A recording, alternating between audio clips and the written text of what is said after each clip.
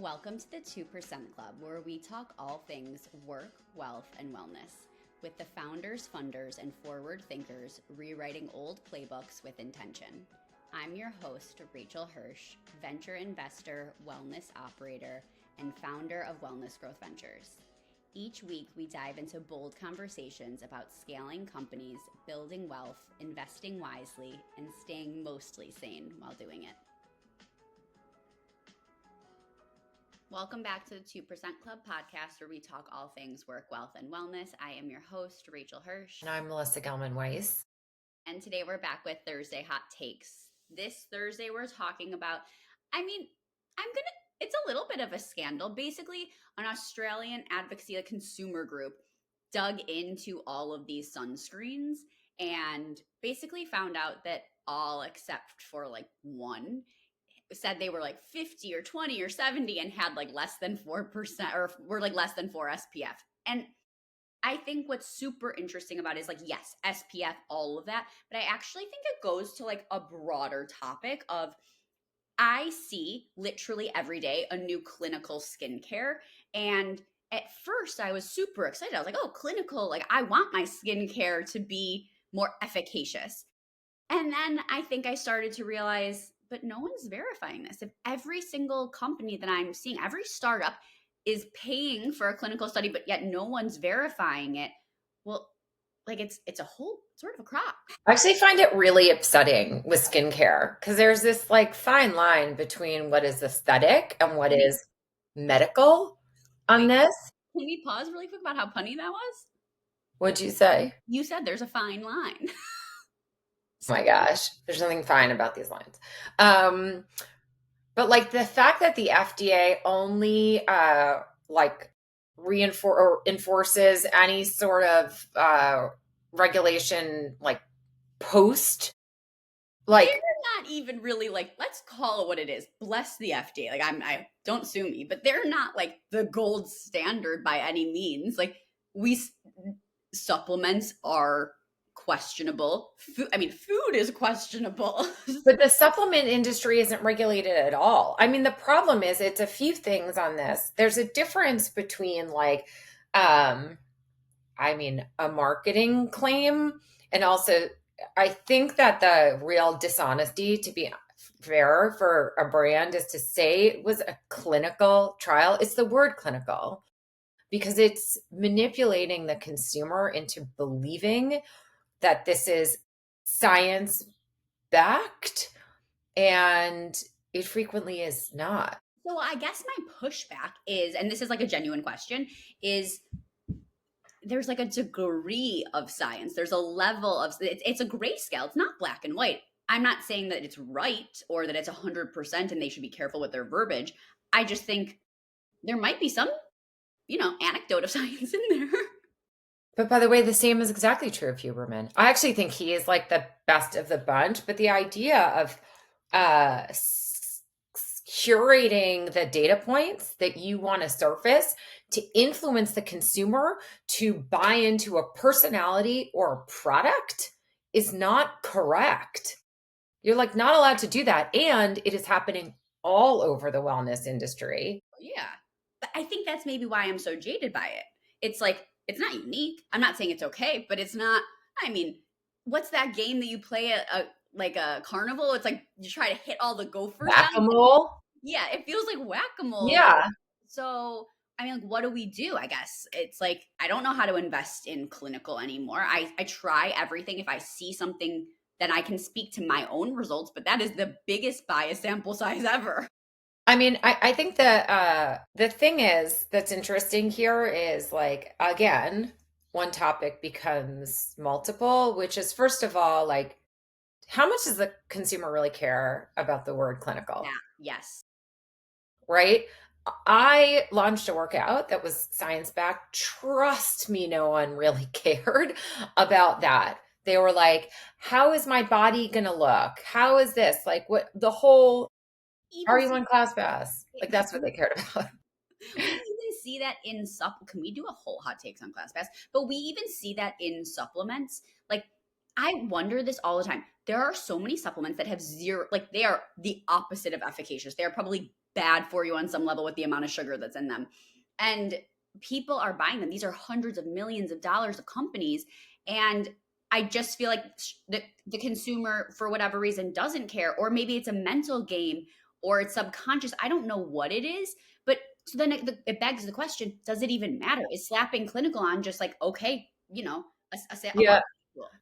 I actually feel like there's like backlashes waiting in the wings because certainly in the supplement industry, I mean, I will only buy one supplement brand because it has the best reputation. And I took a supplement from them the other day and I was like, why is this pill like bright yellow? Like, unless it's made from like fresh dandelions, like, I don't understand why it's bright yellow. And then, sorry to TMI, but like, I peed Bright bright yellow. yellow, but like, that I stopped taking it. Yeah. Well, okay. I'm just continuing to play devil's advocate with you. I 100% agree with you on all of it. Poppy, I mean, that was like they were making all these claims that they got sued. There was the whole thing that like Olipop wasn't being sued, but Poppy was, and there was like, male versus female, whatever, a whole different conversation. And yet, and Poppy was acquired and everyone made a bunch of money. And it's like that story doesn't exist anymore. I'm not saying that it should, be front lines anymore, but I think it just speaks to, does the consumer actually care? Because Poppy didn't change their ingredients. They just took the claim off and the same number, if not more, people started buying Well, it. so I mean, I think that like the customer loves an loves a pass. So if you're like, this tastes delicious, but I feel guilty about it because Mm, it's soda, right? guilty Versus, about it. right, like, versus, oh, I can drink something delicious now because it's actually an elixir of the gods, then like it's all delusion. We delude ourselves. And a lot of that is I swear I sound like I hate the wellness industry all the time, but it's actually because I love it and I believe in it. It's just And an I'm disappointed with us, candidly. But like, we enable that delusion. Oh, I don't need to eat right and exercise because I'm going to take that yellow dandelion pill that makes me pee yellow. And then I'm like, okay, like it doesn't work. Like things are not that different from 30 years ago when we were like diet, exercise, be in the sun and be with people. Like that's actually what's good for you. And I don't mean diet like restrict, I mean what you eat. and she doesn't mean bake in the sun, for the record. Right. I mean vitamin D. My point is that like we have to continue to manufacture the like com- commercial alternatives to things that like we can just get for free in order for the business to grow, which is like actually it's not that good for you to like walk by yourself.